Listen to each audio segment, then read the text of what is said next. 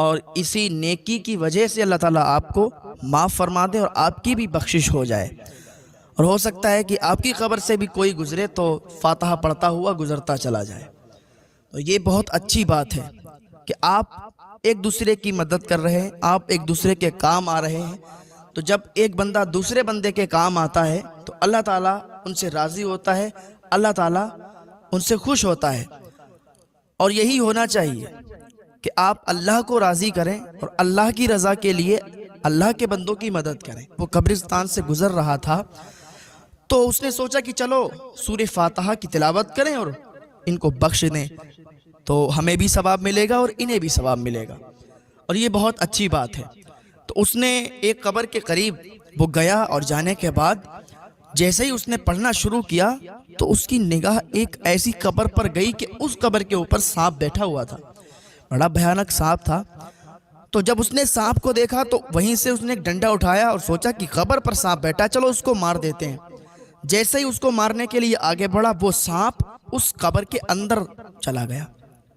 جب قبر کے اندر وہ گھس گیا تو یہ شخص بھی اس قبر کے قریب گیا، اور جیسے ہی اس قبر کے قریب پہنچا تو اسے بہت بدبو محسوس ہوئی۔ اس نے کہا یار یہ بدبو اور اس قبر کے پاس سے آ رہی ہے۔ یہ بیٹھا، بیٹھنے کے بعد اس نے دیکھا کہ سوراخ بھی وہیں پر تھا اور سانپ اس کے اندر چلا گیا قبر کے۔ اس نے مٹی اٹھائی اور مٹی اٹھانے کے بعد مٹی کو سونگھا۔ جب مٹی کو سونگھا تو مٹی میں بہت بری بدبو آئی۔ اس نے مٹی کو پھینکا۔ اس نے کہا یار ایسا کیسے ہو سکتا ہے، اس مٹی میں تو بہت بری بدبو آ رہی ہے۔ تو اس نے وہیں پڑوس والی قبر سے مٹی اٹھائی، اس کو سونگھا۔ اس میں بہت اچھی کستوری کی خوشبو آ رہی تھی، بہت بہترین خوشبو آ رہی تھی۔ اس نے کہا ایسا کیسے ہو سکتا ہے کہ پڑوس والی قبر میں بدبو آ رہی ہے اور سائیڈ والی قبر سے بہت اچھی خوشبو آ رہی ہے۔ تو اس نے وہاں پر دیکھا پتھر پہلے کے زمانے میں لوگ رکھ دیتے تھے، اس پر سب لکھ کر اور لگا دیتے تھے۔ آج بھی کہیں کہیں قبرستان میں آپ دیکھو، میں اکثر گیا ہوں بریلی شریف میں، اکثر قبرستان ہے کہ جس میں وہ لوہے کی ٹین کا یا کسی چیز کا ایسا کچھ بنا دیتے ہیں، اس میں لکھ دیتے ہیں مرنے والے کا نام، پتہ اور تاریخ وغیرہ ڈال دیتے ہیں۔ تو پہلے کے زمانے میں پتھر اس پر سب لکھ دیا کرتے تھے کہ کتنی اس کی عمر ہے، کتنی عمر میں اس نے انتقال کیا اور کیا نام ہے، کیا پتہ ہے۔ اس نے دیکھا پتھر لگے ہوئے تھے، اسی پتھر پہ اس کا نام، پتہ، ایڈریس سب لکھا ہوا تھا۔ اس کو اس نے پڑھا، پڑوس والی قبر پر دیکھا کہ یہ کس کی ہے، تو اس کا بھی نام، پتہ، ایڈریس۔ تو اس نے دیکھا تو وہ دونوں بہنیں تھیں، ایک کی عمر 25 سال تھی، ایک کی عمر 20 سال تھی۔ اب اس نے سوچا کہ چلو اس کی کہانی کیا ہے، اس کے پیچھے کا ریزن کیا ہے، کہانی کیا ہے، معلوم کرنے کے لیے ان کے گھر چلنا پڑے گا۔ وہ چل دیا، چلتے چلتے انہی دو لڑکیوں کا گاؤں آ گیا۔ اس کے اندر انہوں نے جب تلاش کیا تو وہ گھر آ گیا کہ لڑکیوں کا جو گھر تھا وہ گھر آ گیا۔ دروازہ کھٹکھٹایا، ٹوٹا پھوٹا گھر تھا، دروازہ کھٹکھٹایا، اندر سے ایک بوڑھی خاتون نکل کے آئی اور ان کے ساتھ کوئی نہیں رہتا تھا، وہ بوڑھی خاتون تھی۔ اس نے پوچھا اماں آپ ہی اس گھر کی مالکن ہو؟ کہا میں ہی ہوں، بتاؤ کیا بات ہے، کہاں سے آئے ہو؟ کہا اماں یہ بتاؤ وہ دونوں بیٹیاں آپ ہی کی ہیں؟ نام بتایا۔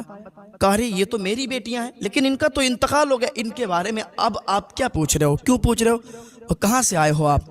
تو اس نے پورا واقعہ بتایا کہ اماں ایسی بات ہے کہ ہم قبر کے پاس کھڑے ہو کے فاتحہ کی تلاوت کر رہے تھے، سورہ فاتحہ پڑھ رہے تھے، تو ہمیں ایک سانپ نظر آیا جو قبر کے اوپر بیٹھا ہوا تھا، ہم اس کے پیچھے بھاگے، وہ قبر کے اندر چلا گیا۔